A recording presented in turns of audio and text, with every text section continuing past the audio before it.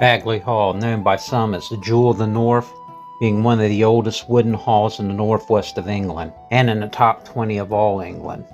Baguley Hall is probably about 2 kilometers south of the River Mersey and not far from Bagley Brook. Bagley Hall rests on about 0.85 hectares or 2.1 acres, and it's a tribute to one of the great families now near forgotten, the Baguley family.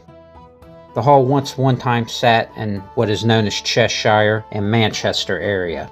Now surrounded by a fence for its protection and what is now the government housing. You can still almost close your eyes and envision its original complex structure. You can hear the chapel bell possibly ring, the smithy beating his hammer, the sounds of horses, hogs, and chickens, and maybe even the sounds of the people talking of upcoming wars with the Scots or the Welsh.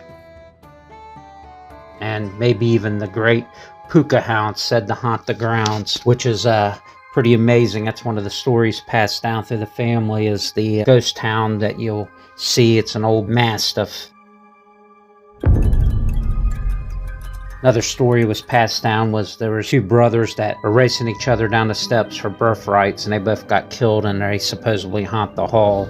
And then there's the burnt boy of Bagley, and he's supposed to protect the hall from fire. Said to have died in the 1200s, ruled out as a murder. They said in the 1920s the IRA was attacking in the area, and they were burning barns down, and they tried to burn Bagley Hall down. They did get like Barlow Hall, and they hit a few other halls. A lot of them said it was because the timbers were so anxious they couldn't get them to ignite. This old man, who was a doctor, told my parents it was the ghost of the burn boy of Bagley scared the IRA out of the building. That's why it didn't get burnt down. In 1924, Bagley Hall was scheduled to be an ancient monument. It was almost considered to be destroyed with the Savage Hall. Protests saved it, and in 1931, the Manchester Corporation bought the hall for a warehouse. And in 1952, it was given a grade 1 as an ancient monument, which is, I believe, the same as the Tower of London. And in 1969, Manchester Corporation gave the hall to the city guardianship. 1996, Bagley Hall was revived in a monument protection program. Then it was turned over to the National Trust protection, and then they were pretty much, from what I heard, was shamed into taking it over. By that time, they caught the death beetle, which had started boring into the ancient timbers there, which these beetles destroyed a lot of the old halls. There appears to have been possibly a chapel on Bagley, and it would have been one of the largest buildings in the area, and it's in the Heath tax returns of 1664 and 1673 and 4. That's Pro E179/86/145 and E179/86/155. It's listed with at least 13 hearths, and it might explain why when this disappeared after 1670s, that maybe that's why the effigies wound up in people's grounds when they were farming and stuff like that, that they were just displaced after maybe a possible fire or something might have destroyed them.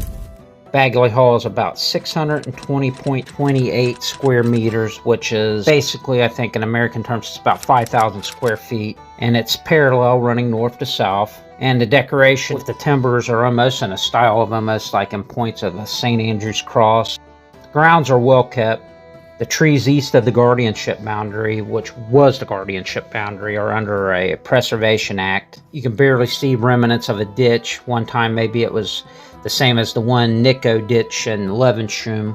It's like a Danish defensive ditch. And the most common view of Bagley Hall, what you see is not the original entrance, which the original entrance is located at the back of the hall. It sits on a sandstone foundation known as a dwarf wall. The oldest section is located by the west wall, and the east wall is a Victorian repair.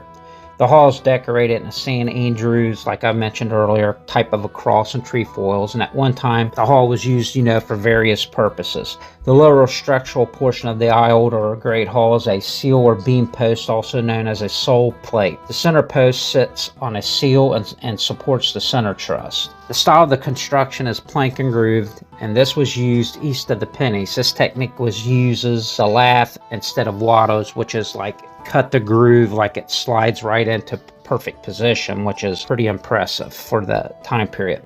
The north wall is separated from the north wing by a spear truss, and at one time a medieval screen in the north wings and south wall mattress holes. In those areas there were found mattress holes where it were found in the uprights. The doors were blocked off this way.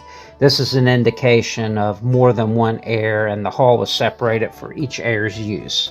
The three doorways that you kind of see leading into the north wall are designed you'd almost picture them in a Byzantium style, and the three back then would have represented the Trinity and the resurrection. And then you got the minstrel's balcony. This is probably where the Baguley family held and conducted their manorial court. Many believe the hall was built in a Scandinavian design because of the curvature of the hall. The timbers in the hall are about 0.18 meters thick, and the wall plates are about 0.51 meters thick. The lintels for the windows are probably about 0.63 meters, and the door lintels are 0.79 meters, and the north wall king posts are about 1.27 meters in width.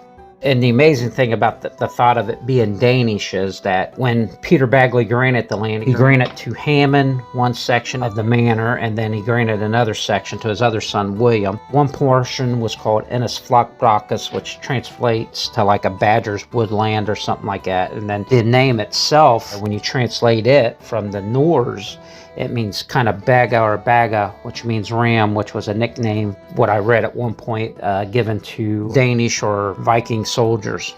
But it is possible that maybe some Vikings settled there out of Ireland, kind of an Iro-Viking hybrid mix, because you do read that a lot of the Irish used to come up the Mersey and things of that nature.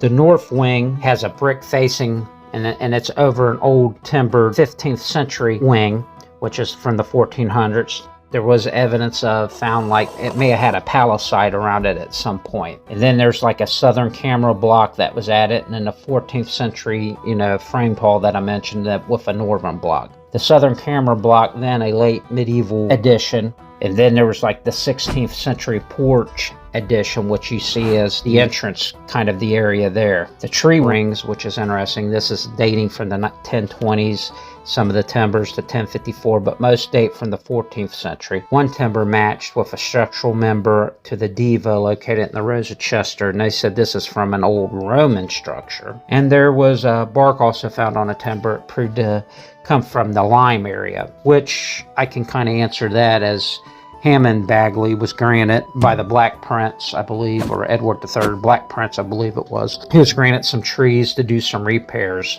in his houses, which one of them would have been Baguley Hall. The hall was built with a slow-growing tree source, and the hall always seems to have been with a slated roof. There's never been any evidence of a thatched roof, which shows the family probably was wealthy at some point. I descend through the line of Thomas Baguley, which seemed to have a really good relationship with Robert Lee.